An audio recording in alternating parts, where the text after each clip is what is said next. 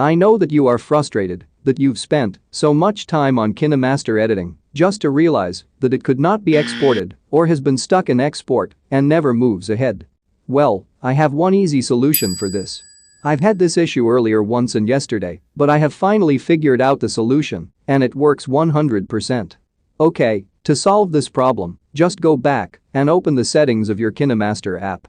Or simply click the setting icon. Now, scroll through the bottom and click Advanced and Experimental Settings.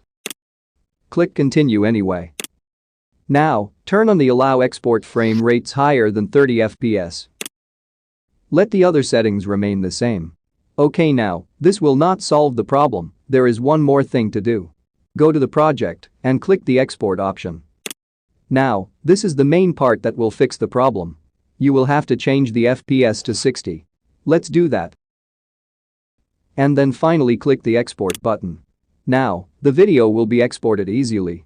I have paused the screen recording as the export time will take a little longer than usual because we've increased the FPS. Okay, so this is the exported video. Try this and it will surely fix the problem. Do like and subscribe if this works for you. Thanks for watching.